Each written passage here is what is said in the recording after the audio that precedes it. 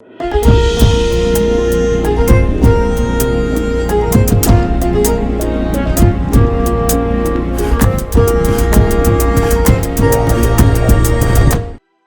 የፈታ ዴይሊ ቤተሰቦች ቪዲዮዎቻችሁ እየደረሰን አይደለም እያላችሁን ስለሆነ ለእርሶም ሆነ ለሌሎች እንዲደርስ ላይክ እና ኮሜንት በማድረግ እንድትጀምሩልን በአክብሮት እንጠይቃለን። እናመሰግናለን። ይህ የዕለተ ማክሰኞ ምሽት ጥንቅራችን ነው። ቆይታችሁን ከኛ ጋር እንድታደርጉ የቅድሚያ አክብሮታዊ ግብዣችን ነው። ወደ ዕለቱ ዝርዝር መረጃዎቻችን ከማለፋችን በፊት በቅድሚያ ዋና ዋናዎቹን እንጠቁማችሁ። በኢትዮጵያ ድንበር አቅራቢያ ከቀናት በፊት የጀመረው ትንቅንቅ ዛሬም እንደቀጠለ መሆኑን እንመለከታለን። በከፍተኛ ስጋት ውስጥ የተካሄደውና ቀድሞ በብዙ የተፈራው የደቡብ አፍሪካው ጸረ ስደተኞች ተቃውሞ ተጠናቋል። ኢትዮጵያውያንን ሳይቀር ከባድ ስጋት ውስጥ ጥሎ የነበረ ሰልፍ ነው። ሰልፉ በምን መልኩ ተካሄደ? ቀድሞ የተሰጋውስ ጉዳይ በምን መልኩ አለፍ? የሚለውን በተመለከተ ጥንቅራችን ከያዛቸው መረጃዎች መካከል አንዱ አድርጎታል። የኢትዮጵያ ባለስልጣናትን የተመለከተ ማመልከቻ ለዓለም አቀፉ ፍርድ ቤት መቅረቡ ተሰማ። የኢትዮጵያና የሌሎች 6 ሀገራት ባለስልጣናት በጎረቤት ሀገር ጉዳይ እንዲጠየቁ ዓለም አቀፉ ፍርድ ቤት ምርመራ እንዲከፍትባቸው አንድ ዓለም አቀፍ ጥምረት በሳምንቱ ደብዳቤ ለዓለም አቀፍ ፍርድ ቤት አስገብቷል። ጉዳዩን የተመለከተ ዝርዝር መረጃ ይዘናል። ግብጽ በግድቡ ጉዳይ የሚደረገውን የሶስትዮሽ ንግግር ላለማድረግ መወሰኗንም እናያለን። በኢትዮጵያና በኤርትራ መካከል ያለው የቃላት ጦርነት በአዲስ መልክ አገርሽቷል። የኤርትራ መንግስት በጠቅላይ ሚኒስትሩ አማካሪ ላይ ለሁለተኛ ጊዜ ያነጣጠረ ጠንካራ ትችት ሰንዝሯል። ዝርዝር መረጃውን ከጥንቅራችን ይሰሙታል። የኤርትራ የተቃውሞ ንቅናቄ የኢሳያስ አፈወርቂን አስተዳደር በቀጠናው አለመረጋጋት በመፍጠር ከሱ ወታደራዊ እርምጃ ጭምር እንደሚወስድ በይፋ አስታውቋል። መረጃው የምሽቱ ጥንቅራችን አካል ነው። እስከ ፍጻሜ አብራችሁን ቆዩ። የምንለቃቸው ዕለታዊ ትኩስ ዜናዎች እንዲደርሷችሁ ላይክ፣ ሼር፣ ሰብስክራይብ ማድረግ እንዳትረሱ። በመሃል ሲኤምሲ አፍሪካ ኮንቬንሽን ሴንተር ፊት ለፊት ዘመናዊ ኮምፓውንድ መኖሪያ መንደር ከድሪም ቢልደርስ ሪል ስቴት በ10% ቅድመ ክፍያ እስከ 50% የባንክ ብድር አመቻችተናል። ባለ 1 መኝታ በ73 ካሬ 720 ሺህ ብር ቅድመ ክፍያ፣ ባለ 2 መኝታ በ106 ካሬ 1 ሚሊዮን ብር ቅድመ ክፍያ፣ ባለ 3 መኝታ ከ136 ካሬ እስከ 192 ካሬ 1.3 ሚሊዮን ብር ቅድመ ክፍያ አዘጋጅተናል። በውስጡ ባለ 5 ኮከብ ሆቴል፣ መኪና ማቆሚያ፣ 4 ሊፍት፣ ስታንድ ባይ ጄኔሬተር፣ መዋኛ ገንዳ፣ የልጆች መጫወቻና 4000 ካሬ የዌልነስ ሴንተር አለው። 100% ለሚከፍሉ 30% ቅናሽ። አሁኑኑ ይደውሉ። ስልክ 0919134154 ድሪም ቢልደርስ ሪል ስቴት። ህልሞን እንገነባለን።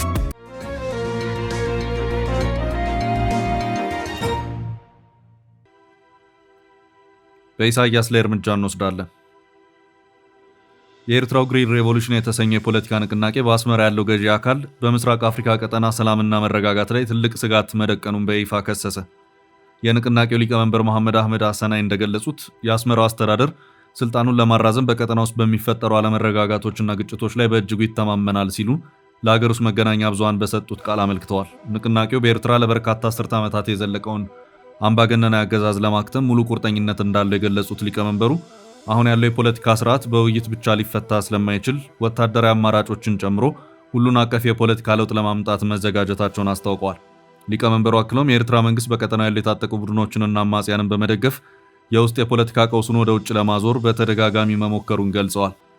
በመሆኑም በምስራቅ አፍሪካ ዘላቂ ሰላምና መረጋጋት ለማምጣት በመጀመሪያ ኤርትራ የውስጥ ፖለቲካ ቀውስ መፈታት እንዳለበት በጽኑ ይሞግታሉ። ይህ ግሪን ሪቮሉሽን የተሰኘው ስያሜ ወጣቶችን መታደስንና ተስፋን የሚወክል ሲሆን ዓላማውም በፍትህ በእኩልነትና ታሪካዊ አለመመጣጠን በማስተካከል ላይ የተመሰረተ አዲስ ማህበራዊና ፖለቲካዊ ሽግግር በአገሪቱ ላይ መፍጠር እንደሆነ አብራርተዋል። የንቅናቄው መሪ በኢትዮጵያና በኤርትራ ህዝቦች መካከል ያለው ታሪካዊ መልክዓ ምድራዊና ባህላዊ ትስስር አሁን ካለው ጊዜያዊ የፖለቲካ ውጥረት በላይ መሆኑን ገልጸዋል። ከፖለቲካዊ ለውጥ በኋላ ሁለቱ ሀገራት በወደቦች፣ በትራንስፖርት፣ በሎጂስቲክስና በንግድ ዘርፎች ላይ የጋራ ተጠቃሚነትን የሚያረጋግጥ ጠንካራ አጋርነት መመስረት እንደሚችሉ ጠቁመዋል። በተለይም የቀይ ባህር ኮሪደር የጂኦፖለቲካዊ ፍክክር ምንጭ መሆኑ ቀርቶ ግልጽና በስምምነት ላይ በተመሰረተ የህግ ማዕቀፍ የሚመራ የጋራ ስትራቴጂካዊ ሀብት መሆን እንዳለበት ንቅናቄው የወደፊት ራዕዩን አስቀምጧል። በአጠቃላይ የተቃውሞ ንቅናቄው በአስመራ ገዢ አካል ላይ የሰነዘረው ጠንካራ ክስና ያቀረበው የወደፊት ራዕይ በቀጠናው ፖለቲካ ላይ አዲስ የውይይት አጀንዳ ፈጥሯል። የኢትዮጵያ ወገንና የለውጥ ደጋፊዎች ይህን መግለጫ በሁለቱ ሀገራት መካከል የወደፊት የኢኮኖሚ ውህደትን ለመፍጠር የቀይ ባህርን ኮሪደር ለጋራ ብልጽግና ለመጠቀምና ዘላቂ ሰላምን ለማረጋገጫ ምቹ ሁኔታን የሚፈጥር ተስፋ ሰጪ እርምጃ አድርገው ይወስዱታል። በአንጻሩ የኤርትራ መንግስት ደጋፊዎች መሰል የተቃውሞ ንቅናቄዎች የውጭ ኃይላትን ፍላጎት ለማስፈጸም የሚንቀሳቀሱና የሀገሪቱን ሉዓላዊነት አደጋ ላይ የሚጥሉ እንደሆኑ በመግለጽ ይሞግታሉ።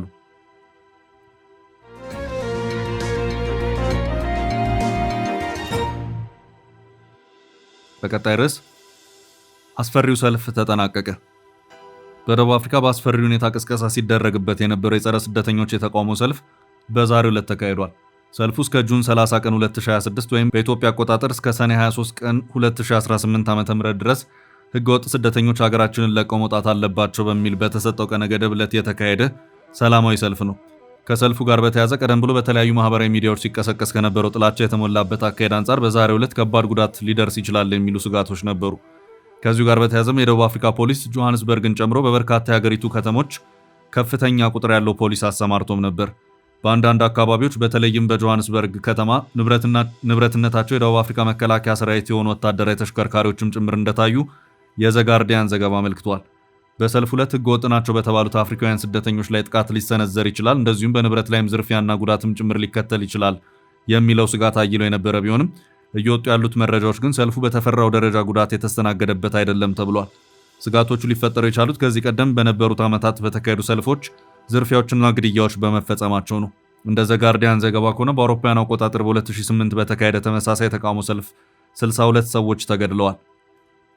ከዚያም በኋላ በ2021 በተካሄደ ሌላ ተመሳሳይ የተቃውሞ ሰልፍ ወደ ብጥብጥ ተቀይሮ ከ350 በላይ ሰዎች ሕይወታቸው አልፏል። የዘንድሮም የደቡብ አፍሪካው ጸረ ስደተኞች የተቃውሞ ሰልፍ ከፍ ያለ ስጋትን አሳድሮ የታየውም ከዚሁ ጋር በተያያዘ ነው። ቀደም ብሎም ከሰልፉ በፊት የሀገሪቱ ፕሬዝዳንት ሲሪል ራማፎዛ ደቡብ አፍሪካውያን ሰልፍ የማካሄዳቸው ህገ መንግስታዊ መብታቸው የተጠበቀ ነው፣ ግን ደግሞ የማንንም ሰው መብት ባልነካ መሆን አለበት በማለት መልእክታቸውን ያስተላለፉበት ሁኔታም ታይቷል። በዛሬው ሰልፍ ላይ በማጠናቀቂያው ሰልፈኞች ሲበተኑ የተወሰኑ ሰዎች የተዘጉ ሱቆች ላይ የድንጋይ ጥቃትን ያደረሱ መሆኑ ታውቋል። ሰልፈኞቹ ከተለያዩ ሀገራችን የገቡ ስደተኞች የሥራ ዕድላችንን ቀምተውናል፣ ለወንጀል መስፋፋት ምክንያት ናቸው በሚሉ መፈክሮችን ይዘው ታይተዋል።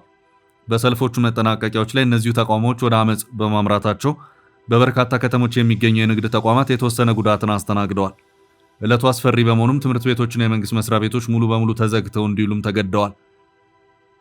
ከዚህ ውጪ በተፈራው ደረጃ የታየ ጉዳት እንደሌለም ዘገባዎች አመልክተዋል።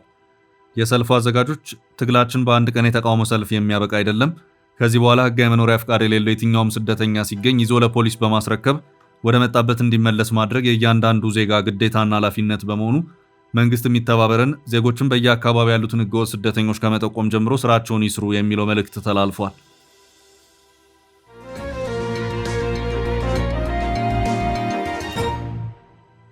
ወደ ቀጣይ ርዕስ አለፍን። የድንበሩ ትንቅንቅ ዛሬም ቀጥሏል። በኢትዮጵያ ድንበር አቅራቢያ ከቀናት በፊት የጀመረው ትንቅንቅ ዛሬም እንደቀጠለ ነው። በሱዳን ብሔራዊ ጦርና በሌሎች ሁለት የታጣቂ ኃይሎች መካከል የኢትዮጵያ ድንበርን ታኮ የሚካሄደው ውጊያ አንድ ብሎ የጀመረው ባለፈው የካቲት ወር ሲሆን በዚህ አካባቢ በኢትዮጵያ ቤኒሻንጉል ጉሙዝ ክልል ማዶ በሱዳን ግዛት ውስጥ ያለችውን ብሉ ናይል ግዛት ያሉትን ይዞታዎች የተነጠቀው የሱዳን ብሔራዊ ጦር ይችኑ ሱዳን ከኢትዮጵያ ጋር የምትዋሰንባትን ግዛት መልሶ በእጁ ለማስገባት ፍልሚያ ከጀመረው አላደር ብሏል።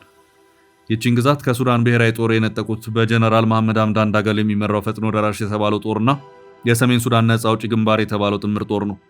ያዝለቀቅ እያደረገ ከሰሞኑ በዚሁ አካባቢ ጥቃት ሲከፍት የከረመው በጀነራል አብዱልፈታህ አልቡርሃን የሚመራው የሱዳን ብሔራዊ ጦር የመጨረሻው መዳረሻው ማድረግ የሚፈልገው የኢትዮ ሱዳን ድንበር ላይ የምትገኘውን የኩምሩክ ከተማን ነው። የሱዳን ትሪቢዩን የዛሬው ዘገባ እንዳመለከተው ከሆነ በእነዚህ ሁለት ቀናት የአካባቢ ውጊያዎች በጀነራል አልቡርሃን የሚመራ የሱዳን ብሔራዊ ጦር ድል ቀንቶኛል ብሏል። የሱዳን ብሔራዊ ጦርን ዋቢ ያደረገው ሱዳን ትሪቢዩን በዛሬው ዘገባው እንዳመለከተው ከሆነ ከሰሞኑ ብሔራዊ ጦሩ በሁለቱ ኃይሎች ላይ በከፈተው ጥቃት በኢትዮጵያ ድንበር ላይ የምትገኘውን የሱዳን ኩርሙክ ከተማን በእጁ ለማስገባት እየተቃረበ ነው። ወደዚህ የሚወስዱትን ቁልፍ ቦታዎችንም ተቆጣጥሯል። በዚሁ ዙሪያ ሌሎች ተፋላሚዎች ወገኖች ያሉት ነገር የለም።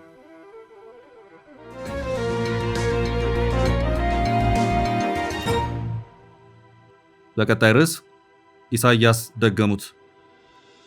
በኢትዮጵያና በኤርትራ መካከል ያለው የቃላት ጦርነት በአዲስ መልክ አገርሽቷል። የኤርትራ መንግስት በጠቅላይ ሚኒስትሩ አማካሪ አቶ ጌታቸው ረዳ ላይ ለሁለተኛ ጊዜ ያነጣጠረ ጠንካራ ትችት ሰንዝሯል።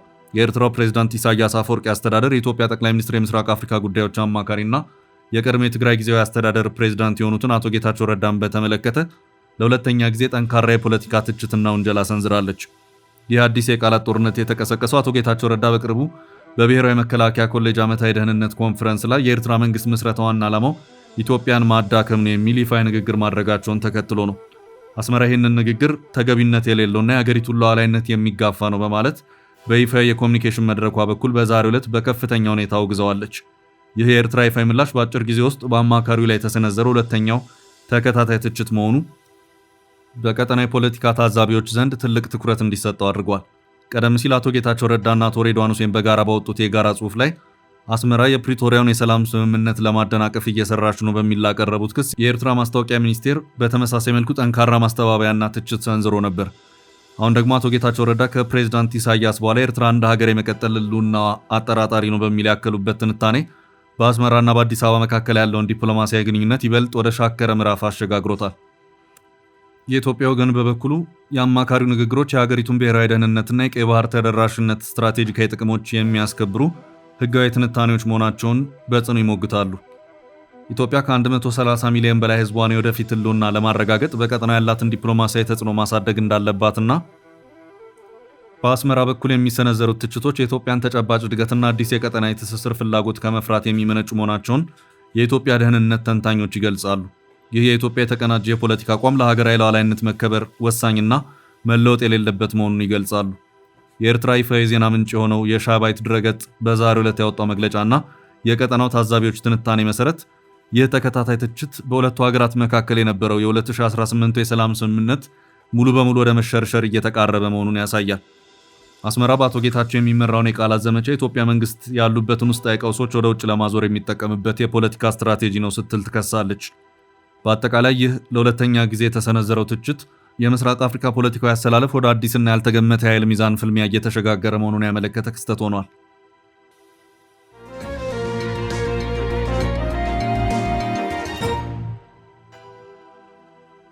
በቀጣይ ርዕስ ግብጽ ባለመነጋገር አቋም ጸንታለች።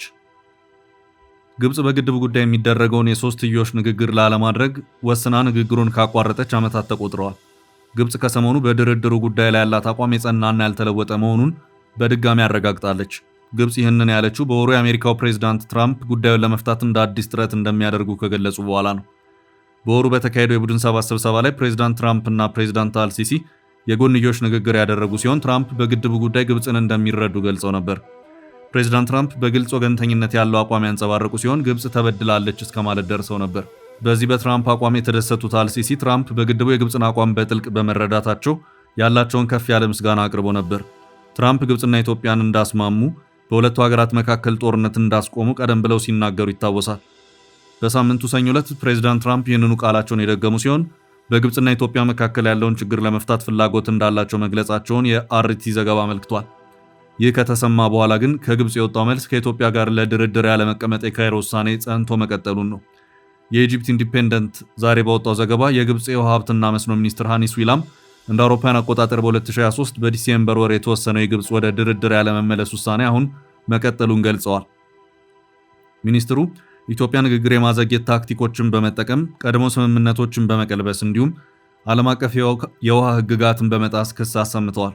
ሚኒስትሩ በሳምንቱ ኤምቢሲ መስር ከሚሰኝ የቴሌቪዥን ጣቢያ ጋር በስልክ ባደረጉት ቃለ መጠይቅ የሶስትዮሽ ድርድሩን ማቆም የግብጽ መንግስት ጥብቅ ውሳኔ መሆኑን የተናገሩ ሲሆን ለዓመታት ምንም ውጤት ወዳላመጣው ንግግር መመለስ አንፈልግም ብለዋል። ሚኒስትሩ አሁን ላይ ዋሽንግተን በጉዳዩ በወዳጅነት ስሜት ጥሩ ተነሳሽነት እያሳየች ነው ያሉ ሲሆን ትራምፕ የካይሮንና የአዲስ አበባን የሰፋ አቋም ለማጥበብ መሞከራቸውን አድንቀዋል። አሁን ላይ ግን እኛ ወደ ድርድር አልተመለስንም፣ የመመለስ ፍላጎትም የለንም፣ ከውሳኔው የተቀየረ ነገር የለም ብለዋል። ግብጽ ወደ ድርድሩ የምትመለስ ከሆነ ድርድሩ በመርህ ላይ የተመሰረተ መሆኑን ስታረጋግጥ የግብጽ የውሃ ድርሻን ድርድሩ እንደሚያረጋግጥ ዋስትና ሲሰጣት ብቻ እንደሆነም አስታውቀዋል።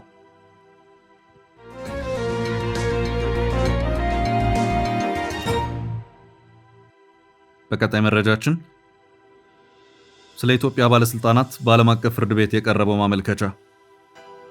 ዓለም አቀፍ የሰብአዊ መብት ተከራካሪዎችና መንግስታዊ ያልሆኑ ተቋማት ጥምረት በሱዳን ጦርነት በተፈጸመ የዘር ማጥፋትና የሰብአዊ መብት ወንጀሎች የበርካታ ሀገራት ባለስልጣናት በዓለም አቀፉ ፍርድ ቤት ምርመራ እንዲከፈትባቸው ጠየቁ።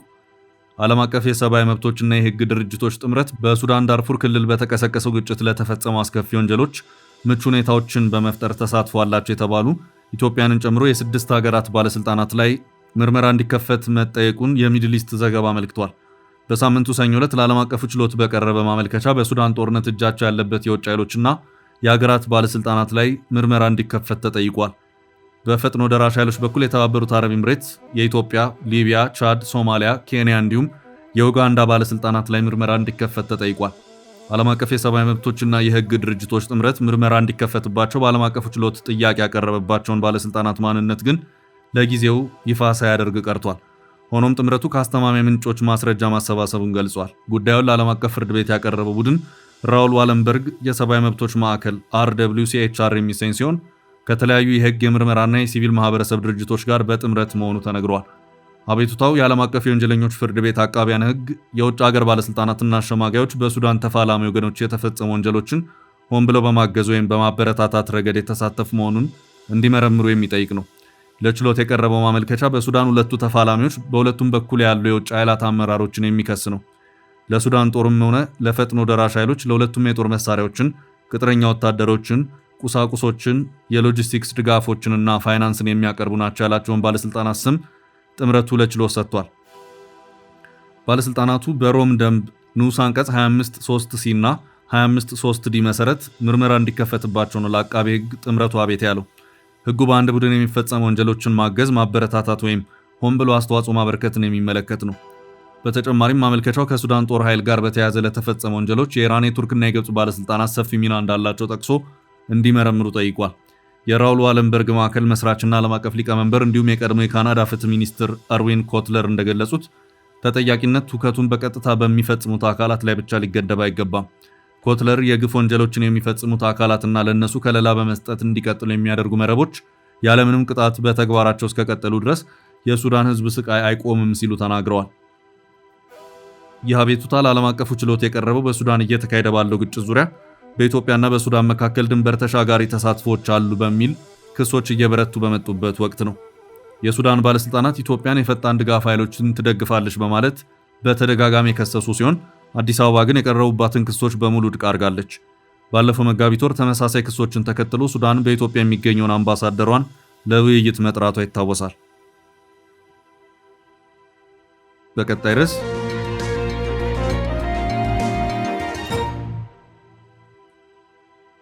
የአሜሪካው የኢትዮጵያውያን ድግስ። በሰሜን አሜሪካ የሚገኘው የኢትዮጵያውያን ስፖርት ፌዴሬሽን በየዓመቱ የሚያዘጋጀው ታላቁ የእግር ኳስ ውድድር ዘንድሮ በሚኒሶታ ግዛት በደመቀ ሁኔታ መካሄድ ጀምሯል። ይሁን እንጂ የዘንድሮ ውድድር ከመጀመሩ በፊት በአሜሪካ ፌዴራል መንግስት ኦፕሬሽን ሜትሮ ሰርጅ በተሰኘው የስደተኞች ቁጥጥር ዘመቻ ምክንያት በኢትዮጵያውያኑ ዘንድ ከፍተኛ ስጋት ተፈጥሮ የነበረ ሲሆን ውድድሩ ሙሉ በሙሉ የመሰረዝ አደጋ ተጋርጦበት እንደነበር ተገልጿል። ነገር ግን የሚኒሶታ ነዋሪዎችና ተሟጋቾች የስደተኞችን መብት ለመጠበቅ ያደረጉት ሰላማዊ ሰልፍና ትግል ለሊጉ አባላትና ለአውሮፕላን ተጓዦች ትልቅ መተማመንን በመፍጠሩ ውድድሩ ሊካሄድ ችሏል። ይህ በየዓመቱ በተለያዩ የአሜሪካ ከተሞች የሚዘጋጀው ታላቅ የባህልና የስፖርት መድረክ ከ32 በላይ ከተለያዩ የአሜሪካ ክፍሎች የተውጣጡ ኢትዮጵያውያን ቡድኖችንና በ10 ሺዎች የሚቆጠሩ ሰዎችን በአንድ ላይ የሚያገናኝ ነው። የፌዴሬሽኑ ቃል አቀባይ አቶ ያሬድ ነጋሽ ይህንን ታላቅ ድግስ የኢትዮጵያውያን የዓለም ዋንጫ በማለት የገለጹ ሲሆን ወደ አገር ቤት ለ20 ሰዓታት ያህል መብረር ሳይጠበቅባቸው በአሜሪካ ያሉ ወገኖች በጥቂት ሰዓታት ጉዞ ብቻ ትንሿን ኢትዮጵያ በሚኒሶታ እንዲያገኟት የሚያስችል ወሳኝ መድረክ መሆኑን አብራርተዋል። የሰሜን አሜሪካ የኢትዮጵያን ስፖርት ፌዴሬሽን ASFNA ለትርፍ ያልተቋቋመ ድርጅት በመሆኑ የአመራር አባላቱ በሙሉ ይህንን ዝግጅት ለማስተናገድ ምንም አይነት ክፍያ እንደማይቀበሉ ታውቋል። አርትስ ካፒታል ኖርዝ የተሰኘ ሚዲያ ተቋም ባወጣው ዘገባ መሰረት የዚህ ታላቅ ውድድር ወጪዎች በሙሉ የሚሸፈኑት በስፖንሰርሺፕ እና ለንግድ ድንኳኖች ከሚከፈል ኪራይ በሚገኝ ገቢ ሲሆን ከዝግጅቱ የሚተርፈው ማንኛውም ገንዘብ ለ32ቱ ተሳታፊ ቡድኖች ወጪዎችን ለማቃለል በቀጥታ ይከፋፈላል። እስከ መጪው ቅዳሜ ድረስ በሚቀጥለው በዚህ ታላቅ ውድድር ላይ ፊታችን አርብ የኢትዮጵያ ቀን በልዩ ሁኔታ የሚከበር ሲሆን የሚኒሶታው ገዢ ቲም ዋልዝ ጁላይ 3ን በይፋ የኢትዮጵያ ቀን ብለው አውጀዋል። ውድ ቤተሰቦቻችን ለዛሬ ያዝንላችሁን ርዕሰ ጉዳዮች እዚህ ላይ ቋጨን። ላይክ፣ ሼር እና ኮሜንት በማድረግ ለቻናላችን ድጋፋችሁን መግለጽ እንዳትዘነጉ እያልን ከሌሎች መረጃዎች ጋር ደግመን እስክንገናኝ ቸር ያሰማን ስንል ተሰናበትን።